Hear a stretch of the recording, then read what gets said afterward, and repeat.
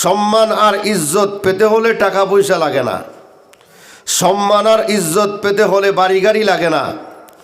আল্লাহর কাছে সম্মান পেতে হলে একজন নিঃস্ব, গরিব, অসহায়, মুখের কোনো সিবাসুরত নাই, তার চোখ একটা নাই, কান নাই, হাত নাই, নাক নাই, কিচ্ছুই নাই, এরপরে যদি ইবাদত গুজারি হয় আল্লাহর কাছে তার সম্মান অনেক বেশি। সুবহান, আল্লাহর কাছে তার সম্মান অনেক বেশি।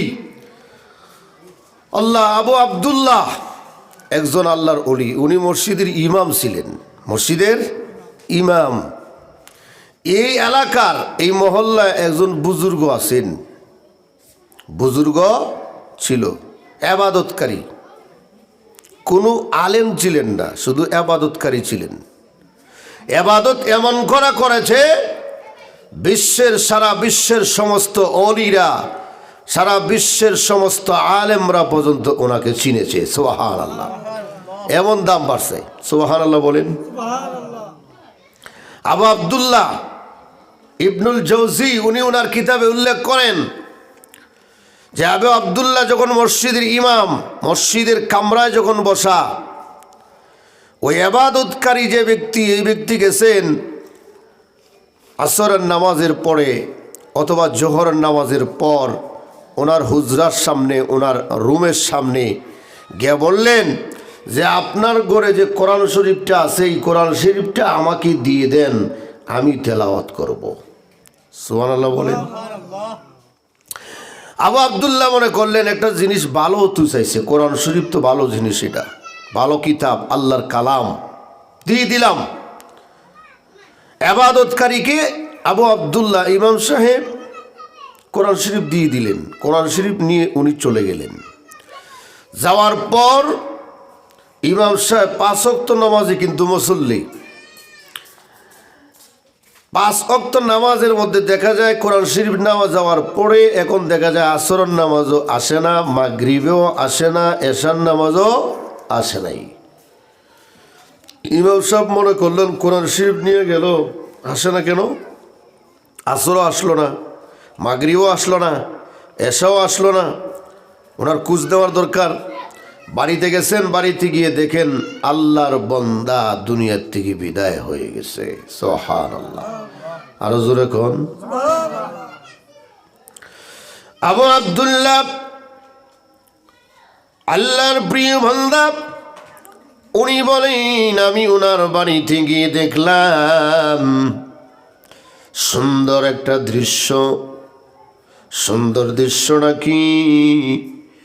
আমি দেখলাম আমি যে কোরআন শরীফটা দিয়েছিলাম আল্লাহর কালাম, এই আল্লাহর কালামটা বুকে নিয়ে আল্লাহর বান্দা দুনিয়া থেকে বিদায় হয়ে গেছে। সুবহানাল্লাহ, আল্লাহর কালাম বুকে। সুবহানাল্লাহ, আল্লাহু আকবার। এমন অসহায়, এমন গরিব, এমন নিঃস্ব, এমন গরিব মানুষ, ওনার জানাজা পড়াবার মতো, কাফন দাফন দেওয়ার মতন কোনো ব্যবস্থা নেই। এমন গরিব মানুষ, কিন্তু আল্লাহর কাছে দাম আসেনি না নাই? জোরে কোন, আসেনি না নাই? আল্লাহর কাছে অনেক সম্মান, আল্লাহর কাছে অনেক ইজ্জত, আল্লাহর কাছে অনেক পরিচিত।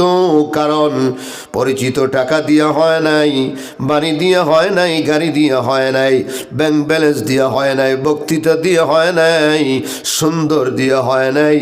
আল্লাহর কাছে পরিচিত হয়েছে একমাত্র ইবাদত দিয়া। সুবহানাল্লাহ, একমাত্র কি দিয়া? ইবাদত দিয়া, ইবাদত আমল দিয়া। সুবহানাল্লাহ। আবু আব্দুল্লাহ বলেন এমন এক সময় মারা গিয়েছে, এশার নামাজের পরেই ওনার যে জানাজা পড়ব, কাউকে আমি খুঁজে পাচ্ছি না। পানি গরম করব, জানাজা পড়ব, কাফন দাফন দিব, কিন্তু আমি মনে মনে ইচ্ছা করলাম আমার গায়ের চাদর খুলি, আমার গায়ের পাঞ্জাবি খুলে ওনাকে কাফন দিয়া আপাতত ওনাকে জানাজা পড়ে কবরস্থ করা হবে। কারণ ওই সময়ের মধ্যে এইরকম কাপড় চোপড়ের কোনো ব্যবস্থা ছিল না। আমার পানের ভাইয়েরা, এমন গরিব, এমন গরিব, এমন গরিব, কাপন দাপনের কোনো ব্যবস্থা নাই। আবু আব্দুল্লাহ বলেন, আমি অপেক্ষা করতেছিলাম, অপেক্ষা করার পর রাত যখন অর্ধেক হয়ে গেছে, রাত যখন শেষ প্রান্তে চলে গেছে, ফজরের আজান যখন হয়ে গেছে, আমি ওই আবেদের লাশের সামনে বসা, হঠাৎ করে একটা আওয়াজ হলো। হঠাৎ করে আওয়াজ হওয়ার পর আমি তাকায় দেখলাম একজন মানুষ উপস্থিত হয়েছে। উপস্থিত হওয়ার পর আমাকে ডাক দিয়ে বলে, এরে আবে আব্দুল্লাহ, ওই যে আল্লাহর আবেদ মারা গেছে, ওনার লাশ কোথায়? বলে এখানে আছে। বলে মুখের কাপড়টা সরাইয়া দাও, ওনাকে দেখা লাগবে। আমার পরে ভাইয়ারা, আবু আব্দুল্লাহ বলেন, আমি মুখের কাপড়টা সরালাম। ওই বান্দা দেখলো ওনাকে, আমি আবার দেখে উনি চলে যাচ্ছেন। আমি ওনার পাঞ্জাবির কোনায় ধরে জিজ্ঞাসা করলাম, আপনি চলে যাচ্ছেন কেন? আপনি কে? পরিচয় দিয়ে যান। ওই আগন্তুক মানুষটা বলে, আমার পরিচয় দিয়ে লাভ নাই, একটু পরে আবার আসবো। আমার বড় ভাইয়েরা, আবু আব্দুল্লাহ বলেন, না, পরিচয় না দিয়ে যেতে পারবেন না, পরিচয় দেওয়া লাগবে। তখন ওই আগন্তুক ব্যক্তি ডাক দেয়া বলে, আমি মালিক ইবনে দিনার রহমতুল্লাহি আলাইহি। সুবহানাল্লাহ। আল্লাহর কত বড় ওলি মালিক ইবনে দিনার। উনি এসেছেন ওনার জানাজা পড়ার জন্য। সুবহানাল্লাহ।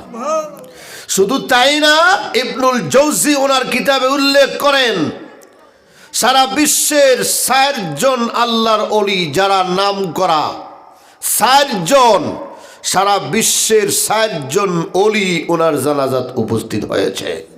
সুবহানাল্লাহ বলেন।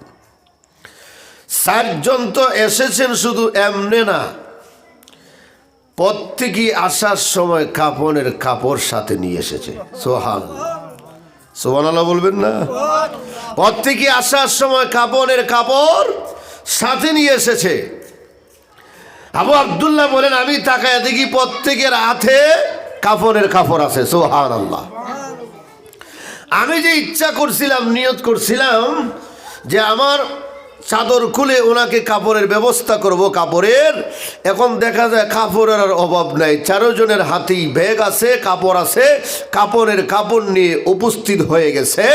আমার পরের ভাইয়েরা, মহান আল্লাহ তাআলার কুদরতের মাধ্যমে আল্লাহ তাআলা এই কবরটা ছড়িয়ে দিয়েছেন, ছিটিয়ে দিয়েছেন, তাদের কান স্পর্শ করে দিয়েছেন যে আমার একজন আল্লাহর খাস বান্দা, আমার প্রিয় মানুষ মারা গেছে।